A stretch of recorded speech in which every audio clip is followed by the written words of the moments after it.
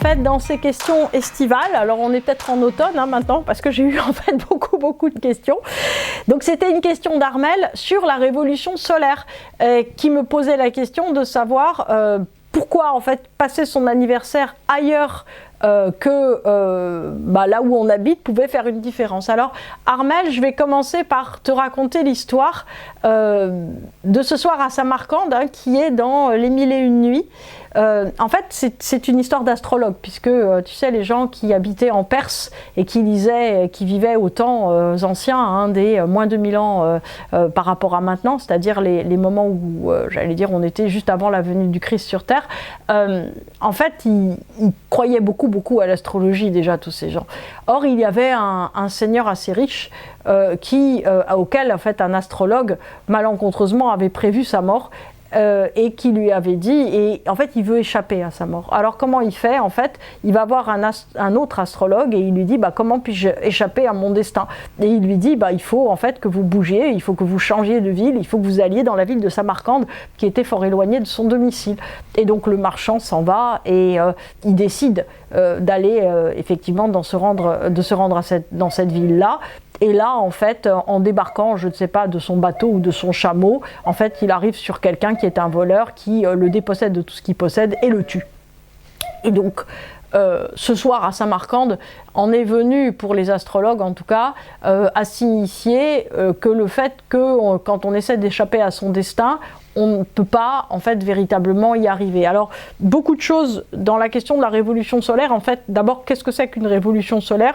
C'est la position en fait du soleil qui revient à sa position natale. C'est-à-dire que chaque année, c'est un petit peu comme si vous aviez un reset sur votre ordinateur. En fait, vous achetez une nouvelle version de Windows, d'accord? C'est-à-dire que vous avez votre alors je sais pas si ça se passe comme ça pour Mac, mais en fait, voilà, oui, vous avez une machine, un PC, chaque année, ou normalement, l'ARS c'est tous les ans. Donc on imagine, vous avez un upload de votre nouveau Windows 32.2 par exemple, là, voilà, c'est un nouveau reload. Donc qu'est-ce qui se passe? Vous savez bien que quand vous chargez votre nouveau programme de Windows, tout est ralenti, c'est épouvantable, la mise à jour a du mal à se faire, c'est dégoûtant, etc. Puis après, vous savez plus vous faire marcher, quoi. Le truc, il est parti d'un côté, de l'autre, tout est bordélique, etc. Vous n'avez pas l'habitude. En fait, c'est bien vous, c'est bien votre machine, c'est bien vos données. Normalement, la mise à jour n'a effacé aucune donnée, mais par contre, tout est réorganisé différemment et c'est conçu pour être beaucoup plus efficace. C'est ça en fait une révolution solaire. C'est-à-dire que chaque année le soleil du ciel en fait revient à sa position natale, c'est le jour de votre anniversaire, et en fait reload complètement, rebooste complètement votre machine, c'est-à-dire la nettoie de tout ce qui était plus utile, etc.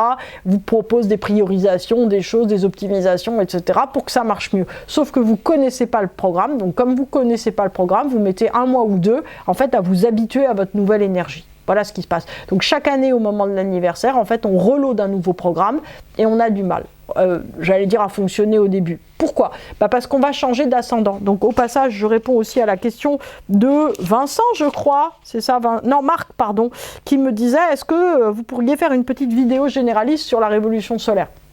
Alors non, Marc, je ne vais pas faire une révolution, je ne vais pas faire en fait une vidéo généraliste sur la révolution solaire. En fait, je commence des cours en janvier 25 qui vont durer 2 semestres quasiment sur la révolution solaire. Donc je ne vois pas du tout comment je pourrais faire en fait une vidéo généraliste sur la révolution solaire. Mais je vais vous expliquer, donc avec Armel, les principes de la révolution solaire. Donc ça veut dire que ça revient à la position natale. Donc qu'est-ce qui se passe? À ce moment-là, en fait, il y a un nouvel ascendant, il y a une nouvelle énergie qui est mise, une des 12, parce qu'on va devoir, en fait, au cours de notre vie, expérimenter tout un tas de combinaisons. Sauf que ces combinaisons, elles sont dérivées de notre thème natal. C'est-à-dire que c'est le monde extérieur qui vient frapper sur notre monde intérieur et nous remettant, on va dire, en phase par rapport au monde extérieur pour créer en fait une nouvelle composition de nous-mêmes. C'est un peu comme si avec les mêmes couleurs, la même ambiance, l'artiste peintre de l'univers, l'artiste cosmique refait un tableau de nous-mêmes. Donc ça veut dire que peut-être on va avoir plus de bleu, on va être sensible, on va pleurer tout le temps, par exemple si on est ascendant poisson, on va avoir plus de terre, on va avoir envie d'édifier davantage si on est ascendant taureau, on va avoir plus de feu par exemple si on est ascendant lion, on va se sentir prêt à tout faire. Si maintenant on est ascendant air, on va être ouvert, on va faire plein de projets, Gémeaux, Verseau, etc. Bref, l'ascendant va venir donner un nouveau drive de vie, une nouvelle dimension. Alors ta question Armel, elle était sur le lieu de la révolution solaire. Qu'est-ce qui se passe en fait quand on naît ? Un bébé qui naît en fait, qu'est-ce qui permet de déterminer son ascendant, son heure natale ? Ah oui, vous n'allez pas pouvoir changer votre heure natale. Ou le lieu de naissance. Ah, le lieu de naissance. Donc ça veut dire qu'en fait, qu'en bougeant sur la Terre, où il y a tous les fuseaux horaires, on va pouvoir modifier quoi ? Les couleurs du tableau. C'est-à-dire qu'on va pouvoir modifier la donnée de notre évolution solaire. C'est-à-dire que fondamentalement, on ne va pas pouvoir, comme on dit en astrologie traditionnelle, élire un lieu de révolution solaire, l'élection d'un lieu, et que ça change fondamentalement notre vie, notre année, etc. Il y a quelqu'un qui me pousse derrière.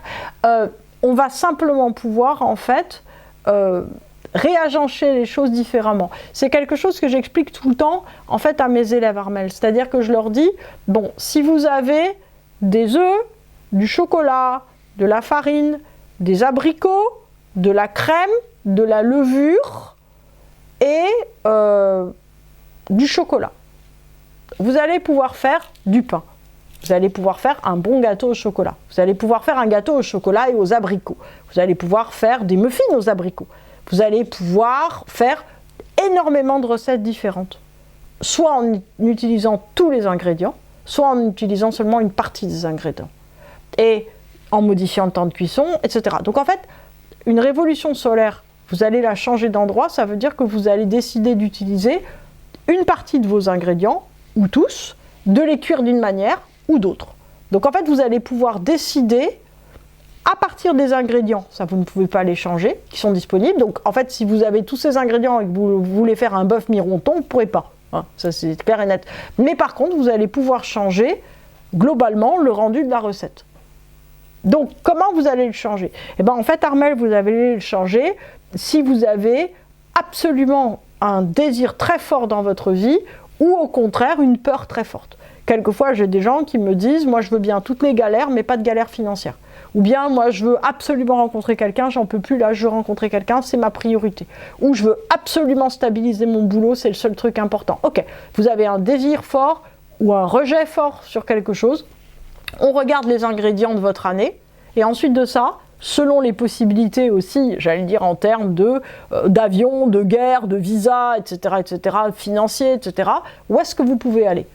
Et en fait, on va changer notre année. Alors évidemment, Armel, j'ai eu des résultats incroyables avec ça. C'est-à-dire que j'ai des gens qui voulaient quelque chose, qui ont bougé pour leur anniversaire et qui ont eu ce qu'ils voulaient. Est-ce que ça aurait été pareil s'ils n'avaient pas changé d'endroit ? Je ne sais pas. Je n'ai pas le don d'ubiquité. C'est-à-dire que si quelqu'un, en 2020 ou en 2016, passe son anniversaire à un endroit, obtient la réalisation, par exemple, se marie avec la personne qu'il aime, je ne sais pas ce que ça aurait fait s'il avait passé son anniversaire 2016 à son domicile. Je ne peux pas le savoir. En revanche, ce que je peux dire, c'est que j'ai beaucoup d'exemples, dans le cadre des révolutions solaires, de quelque chose, on va dire, qui se produit en accord avec ce qui est écrit, que la personne soit dans un endroit ou dans un autre.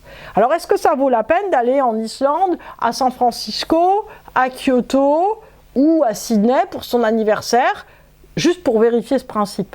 Je ne le pense pas. D'abord, ça a un coût, j'allais dire financier, mais aussi environnemental très important, et il faut penser à Gaïa, notre maman. Donc en fait, l'idée, si vous voulez, par contre, c'est que si vous avez un enjeu absolument primordial de vie, alors oui, vous pouvez bouger. C'est une chose importante. Je l'ai fait, moi je l'ai fait une fois dans ma vie. Une fois dans ma vie, pour mon anniversaire, j'ai été au Japon, c'est-à-dire à l'autre bout du monde, pour changer de fuseau horaire et pour permettre à un miracle de se faire dans ma vie. Le miracle a eu lieu, tout ce que je peux vous dire. Voilà, donc effectivement, oui, Armel, tu me dis, est-ce qu'il faut être très calé astrologiquement pour le calculer ? Surtout, faut pas se viander. Tu vois, j'ai quelquefois des gens qui me disent, est-ce que vous pouvez calculer ? Alors, j'ai pas beaucoup de temps, Armel, donc quelquefois, je leur dis, mais pour quelle raison voulez-vous changer ? Pour voir. Pour voir, c'est pas une bonne raison. Donc en fait, je regarde pas.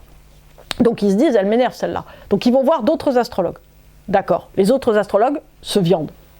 Et en fait, les envoient passer leur anniversaire à un endroit qui crée plein de désastres. Ok. En fait, la première chose, comme je dis, c'est que c'est vous qui avez le pilote de votre existence. Donc, est-ce que c'est un enjeu de vie ou de mort? Est-ce que c'est un enjeu qui va changer votre vie? Si c'est le cas, ok, on peut calculer un nouvel endroit et voir si c'est possible. Il se peut que ça ne soit pas possible. Donc ça, c'est une chose qui est très importante, d'arriver à être très clair sur le fait de est-ce que ça vaut la peine, avant toute chose.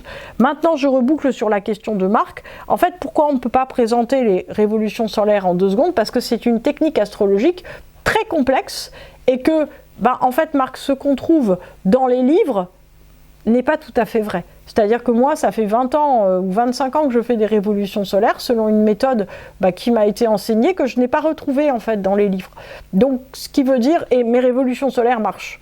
Donc, ce qui veut dire, quand ça ne marche pas, ça veut dire que c'est moi qui ai fait une erreur de lecture ou qu'il y a une erreur d'heure natale. Ça peut se faire, bien sûr, mais le plus souvent, c'est plutôt des erreurs de lecture parce que je projette trop de peur ou trop de désir. D'ailleurs, les plus grosses erreurs que j'ai faites me concernent moi-même, vous voyez, comme quoi. Mais le point, en fait, je fais pas très attention, non plus j'ai pas le temps, donc ça m'énerve. Donc je regarde vite fait en me disant oui, bon, c'est bon. Mais non, en fait, il faudrait prendre un peu plus de temps. Donc maintenant, j'ai une de mes anciennes élèves qui est devenue professionnelle, qui fait mes RS, elle est très bonne. Voilà. Donc en tout cas, le point, si vous voulez, qui est très important, c'est que les méthodes de prédiction, en fait, sont des méthodes qui vont toucher au cœur de l'être. C'est-à-dire qui vont, en fait, toucher profondément le fait de est-ce que vous voulez être maître de votre vie, est-ce que vous prenez j'allais dire la mesure de la conséquence que ça va être d'être le maître de votre vie, c'est-à-dire de décider de changer quelque chose par rapport à ce qui se serait fait naturellement. Souvent, des gens qui changent se trouvent dans une situation beaucoup plus catastrophique qu'ils n'auraient été s'ils avaient bougé. Mais sur le principe, Armelle, est-ce qu'on peut changer le cours des événements en changeant Dieu? Ma réponse, c'est un oui, absolument.